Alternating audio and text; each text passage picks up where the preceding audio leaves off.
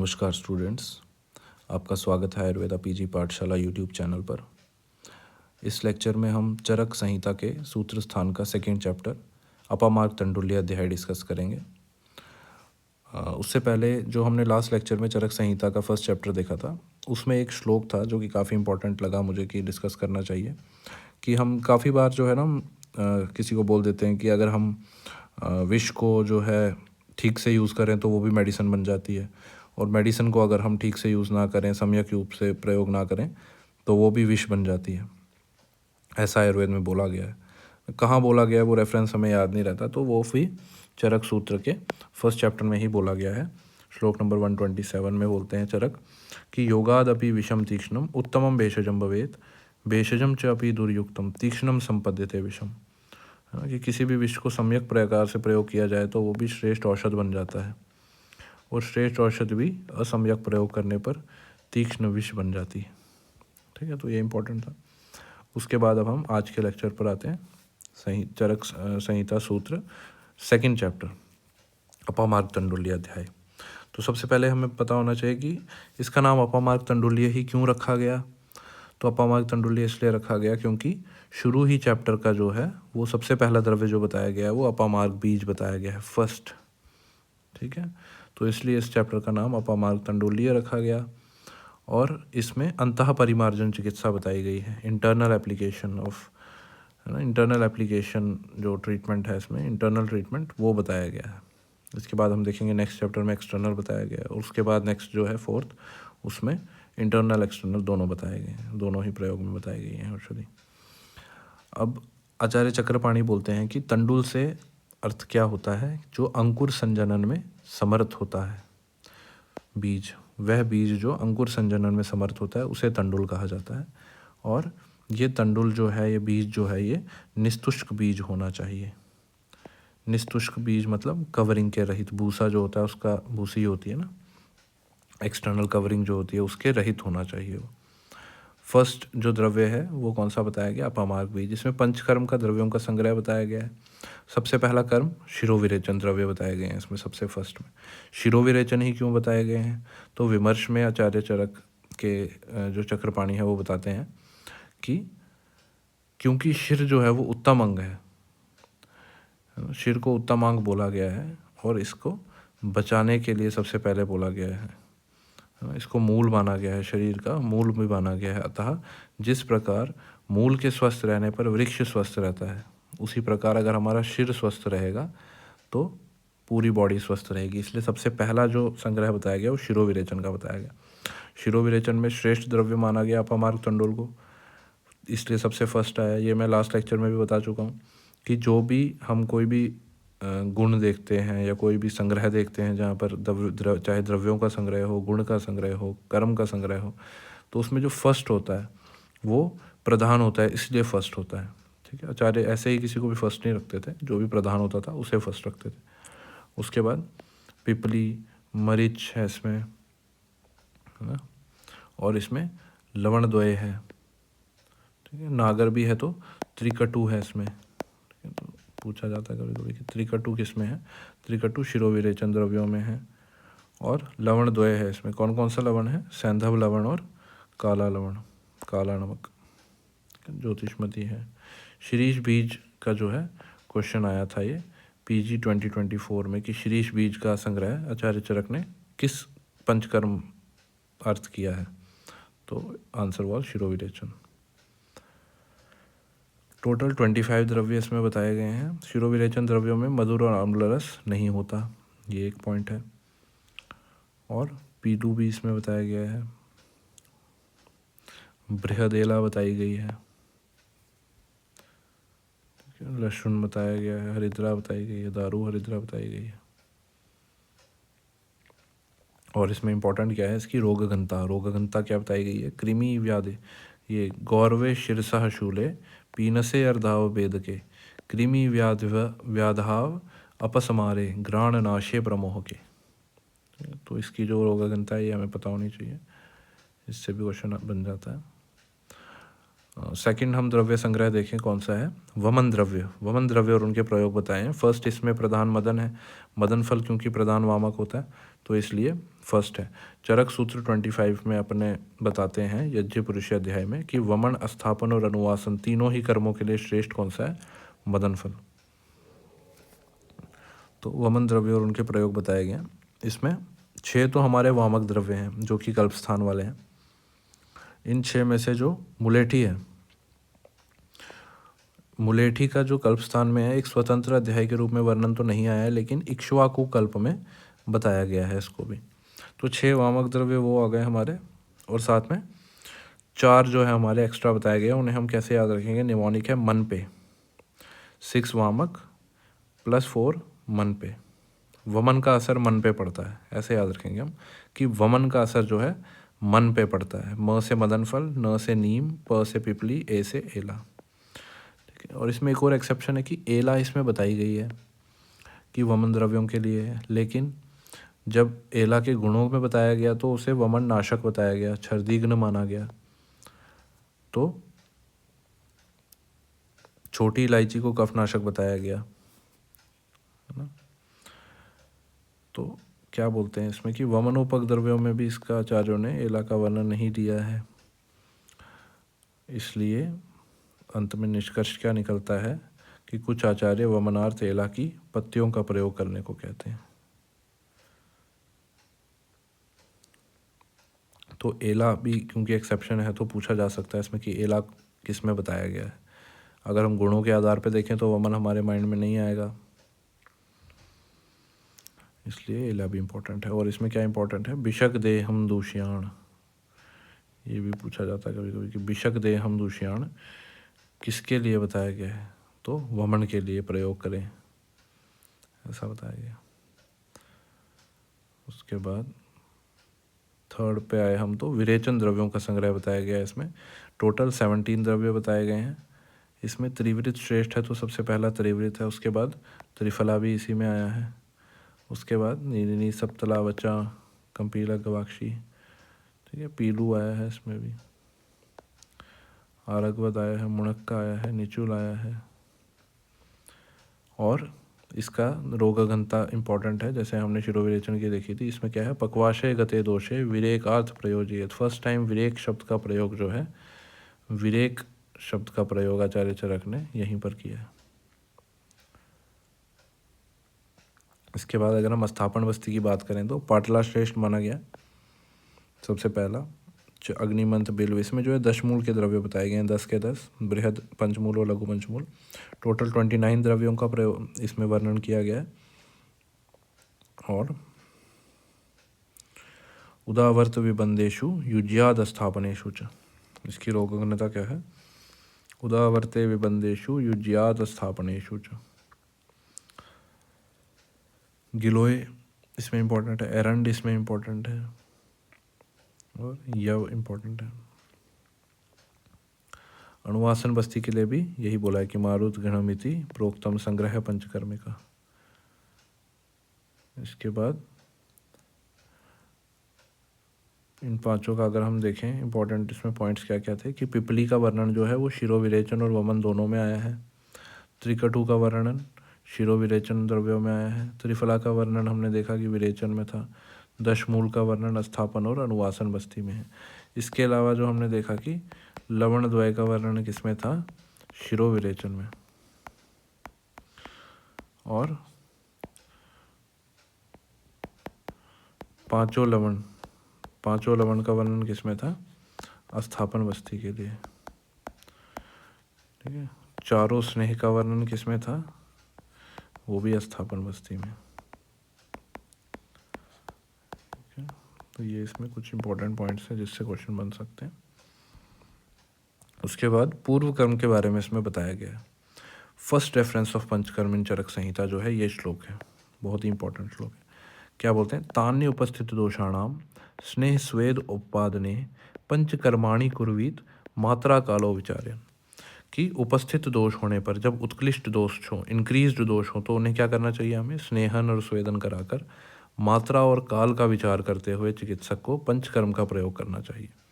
मात्रा और काल का प्रयोग करना चाहिए, विचार करना चाहिए। अब मात्रा और काल किस पर डिपेंडेंट है? तो वो नेक्स्ट श्लोक में बताते हैं कि मात्रा काल आश्रय युक्ति ही सिद्धि युक्तो प्रतिष्ठितः तिष्ठति उपरि युक्तिज्ञो द्रव्य ज्ञानवताम सदा। क्या बोलते हैं कि किसी भी औषध की युक्ति यानी कि योजना उसकी मात्रा और काल पर निर्भर करती है, तथा युक्ति में जो सफलता है, प्रतिष्ठिति है, वो किस में प्रतिष्ठित है? द्रव्य का ज्ञान रखने वाले वैद्य से युक्ति को जानने वाले वैद्य जो है सदा श्रेष्ठ होता है। ठीक है, क्या बोलते हैं? युक्तिज्ञो द्रव्य ज्ञानवताम सदा, कि द्रव्य ज्ञानवत जो वैद्य है उससे श्रेष्ठ कौन सा होता है? हमेशा युक्तिज्ञ वैद्य। तो ये क्वेश्चन भी आता है कि कौन सा वैद्य जो आचार्य चरक ने श्रेष्ठ माना है? तो युक्तिज्ञ वैद्य उन्होंने श्रेष्ठ माना है। इसके बाद 28 यवागु इसमें बताए गए हैं। जो हमने अंतः परिमार्जन चिकित्सा की बात की थी, तो उसमें 28 यवागु बताए गए हैं। सबसे पहला पॉइंट हमें याद होना चाहिए कि यवागु की रेशो क्या होती है वाटर और अन्न की? 1:6, अन्न इज टू वाटर। विलेपी 1:4, तंडुलोदक 1:8, पेया और मंड 1:14। इसमें एक श्लोक भी है, क्या है कि अन्नम पंचगुणम त्वये यवागु षड्गुणे पचेत चतुर्दश गुणे मंडम विलेपी तु चतुर्गुणे। टोटल 28 यवागु हैं, जिसमें से 22 यवागु ही हैं और 6 जो हैं वो पेया फॉर्म में बताई हुई हैं। तो वो 6 कौन कौन से वो भी हम अभी देखेंगे। तो इसमें अगर आप देखेंगे तो यवागु ही क्यों बताए इसके बाद, तो अगर आप देखेंगे तो चैप्टर जो है ये क्रम से चल रहा है। सबसे पहले चैप्टर शुरू हुआ तो इसमें द्रव्यों का संग्रह बताया पंचकर्म के, कि शिरोविरेचन, वमन विरेचन, और उसके बाद स्थापन अनुवासन के द्रव्य कौन कौन से हैं। और उसके बाद क्या बता रहे हैं कि जब हम वमन ये करवा देंगे, जब हम पंचकर्म करवा देंगे, उसके बाद क्या देते हैं हम, क्योंकि जठर अग्नि जो है वो पंचकर्म के बाद कम हो जाती है, जठर अग्नि जो है वो मंद पड़ जाती है, उसे वापस से तीक्ष्ण बनाने के लिए, अपनी ओरिजिनल जो उसकी प्री संशोधन फॉर्म थी उसमें वापस लाने के लिए हम क्या करते हैं, एक हल्का भोजन देते हैं, लघु भोजन, एक संसर्जन क्रम को फॉलो करवाते हैं। तो उसी को फॉलो करते हुए इसमें यहाँ पर यवागु बताए गए हैं ना। अगर आप इसके विमर्श में भी देखेंगे तो क्या बताया गया है कि यथा अनुरग्निस तृण गोमयादे संधुक्ष्यमाणो भवति क्रमेण। यथा अनुरग्निस तृण गोमयादे संधुक्ष्यमाणो भवति क्रमेण महान स्थिर सर्वसह तथैव शुद्धस्य पे आदे बिरंतरग्नि। कि जैसे कोई आग होती है, जब वो आग थोड़ी सी मंद पड़ रही होती है तो हम क्या करते हैं, उसमें हल्का सा कुछ घास डालते हैं या हल्का सा उसमें कुछ भूसा डालते हैं, ताकि वो धीरे धीरे वापस आग पकड़ती है और वो फिर से अपनी उसी फॉर्म में आ जाती है। तो उसी तरह से हमारी जो डाइजेस्टिव फायर है वो भी मंद पड़ जाती है, उसे हम धीरे धीरे हल्का संसर्जन क्रम करवा के वापस उसे ओरिजिनल फॉर्म में लाते हैं। ठीक है, तो ये इसमें बताया गया है। इसलिए इसके बाद पहले पंचकर्म के वो बताए गए, उसके बाद उन्होंने पंचकर्म बताया किस पे डिपेंडेंट है, मात्रा, काल, आश्रय, युक्ति, युक्तिज्ञ श्रेष्ठ है, और उसके बाद वो इन्होंने इसमें बताया कि यवागु, अब हमने यवागु देने हैं उसे। ठीक है, तो ये इसमें बताया गया है। ठीक है, और संसर्जन क्रम का प्रयोग भी इसमें बताया गया है कि पेया विलेपीम अकृतम कृतम च यूषम रसम त्रिद्विरेकश्च क्रमेण सेवित विशुद्ध खाए प्रधर मध्य अवर शुद्धि शुद्धो, है ना। 3 मात्रा, 3 अन्न काल तक, 2 अन्न काल तक और 1 अन्न काल तक जो है हम प्रधान, मध्य और अवर शुद्धि के हिसाब से जो है इसका सेवन करवाते हैं। ये भी हम आगे अभी सिद्धि स्थान में भी आएगा, ये वहाँ भी देखेंगे, तो ये भी इम्पोर्टेंट पॉइंट है। सबसे पहला यवागु बताया गया है दीपनीय शूलग्नि। इसमें पंचकोल के कंटेंट्स हैं, पिपली मूल, चवे, चित्रक और शुंठी। ये इंपॉर्टेंट है। इसके बाद ये बताते हैं कि अगर हम यवागु निर्माण के लिए औषध ले रहे हैं तो उसके वीर्य के अकॉर्डिंग, तीक्ष्ण वीर्य, मध्यम वीर्य और मृदु वीर्य के अकॉर्डिंग क्या क्या उनकी मात्रा होनी चाहिए। तीक्ष्ण वीर्य जैसे शुंठी है तो उसकी मात्रा कितनी होनी चाहिए? 1 कर्ष या 1 तोला। मध्यम वीर्य औषधि की उसका एग्जाम्पल क्या दिया? बिल्व और अग्निमंथ आदि। तो उसकी जो मात्रा है वो क्या होनी चाहिए? अर्धपल यानी कि 2 तोला। और मृदु वीर्य औषधि की 1 पल यानी कि 4 तोला की मात्रा में उसे लेना चाहिए हमें। मृदु की एग्जाम्पल जो है आंवला दिया है। तो अगर तो जो है ऐसे आ जाता है कि जो श्लोक में बताया, तो 1 कर्ष, आधा पल और 1 पल इज दी आंसर। ठीक है, और अगर तोला में ही पूछता है तो 1 तोला, 2 तोला और 4 तोला इज दी आंसर। ठीक है, तो उसमें देखना है आपने कि यूनिट कौन सा यूज़ करा। अगर 1 कर्ष, अर्धपल और एक पल। और अगर तोला में ही है यूनिफॉर्म तो 1 2 4 इज द आंसर।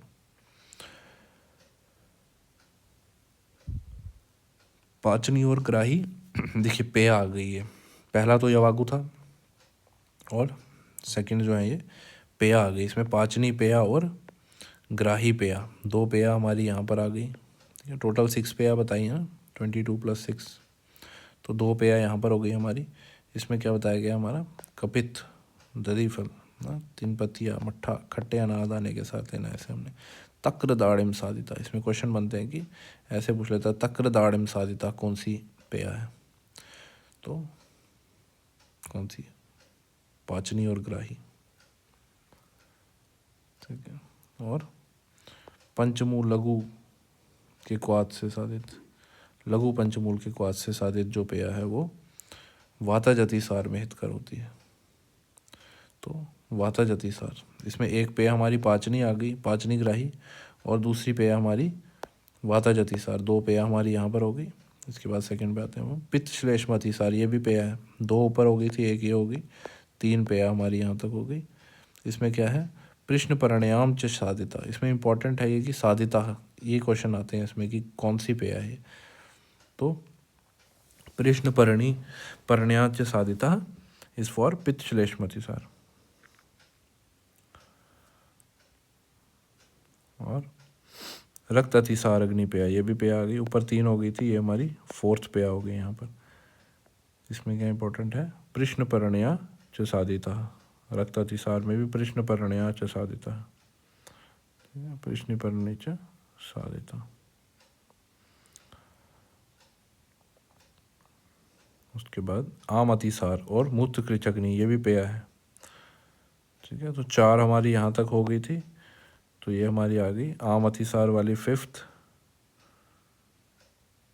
आम अतिसार वाली 5th और मूत्र कृचग्नि वाली 6th, तो 6 पेया हमारी यहाँ पर कंप्लीट हो गई।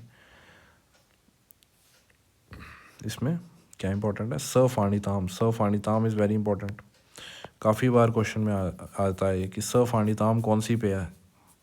सफाणिताम किस के लिए यूज़ होती है पेया, तो मूत्र कृच के लिए, मूत्र कृच रोग में सफाणिताम बोला गया। स नागराम किस में बोला गया है, आम अतिसार में।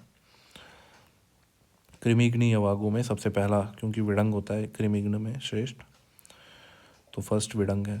उसके बाद तक्र सिद्ध यवागु स्याद कृमिग्नि सुवर्चिका, सज्जिका क्षार के साथ सेवन करना है हमने यवागु का,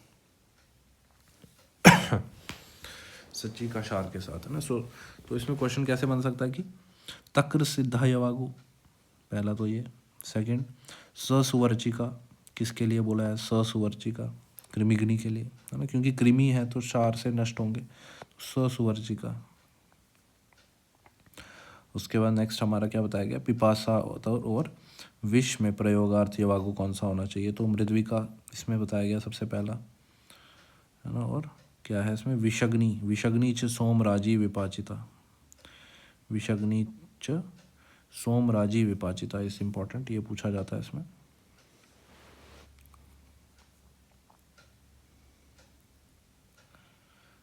सोमराजी इज फॉर बाकुची, बाकुची का पर्याय क्या है एक और, शशिलेखा।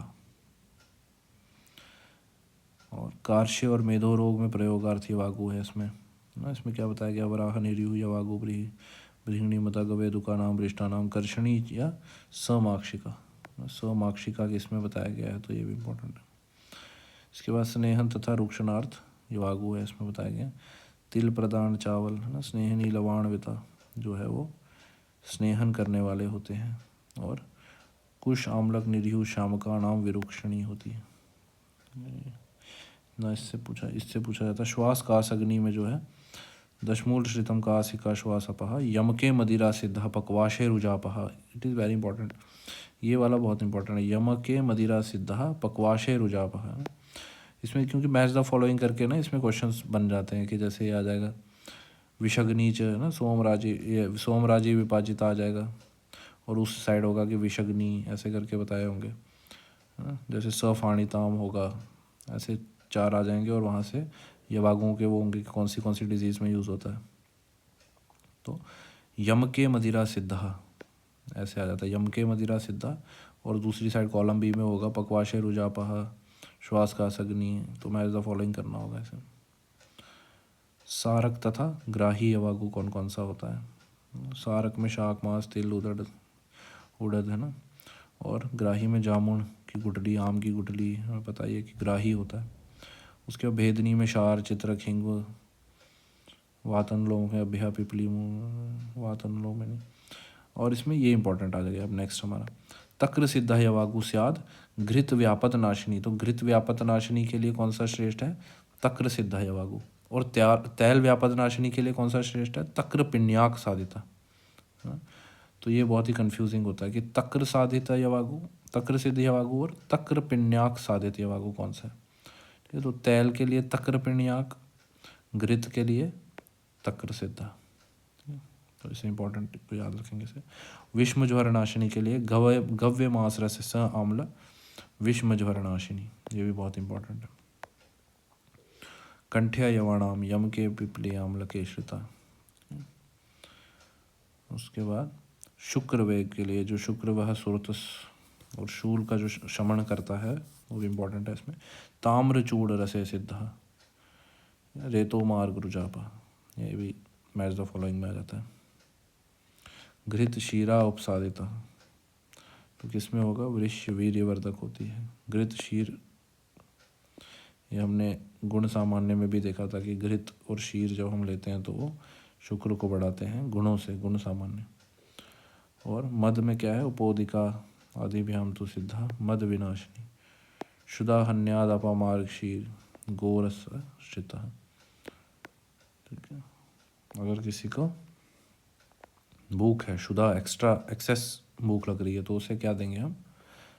अपामार्ग के बीजों से बनी हुई, अपामार्ग तंडुल से बना हुआ यवागु देंगे। और इसका अब ये जो श्लोक है इसमें, इससे भी क्वेश्चन आ रखा है, पीजी 2024 में आया था कि उसमें क्वेश्चन में पूछा गया था कि पंचकर्म आश्रित यवागु आचार्य चरक ने कितने बताए हैं। ठीक है, अब उसमें कंफ्यूज हो गए स्टूडेंट्स वहाँ पे कि यवागु तो 28 बताए हैं, लेकिन पंचकर्म आश्रित यवागु, तो वहाँ पर ऐसे हो गए सबकी, क्या कैसे हो सकता है? पंचकर्म आश्रित यवागु क्या है?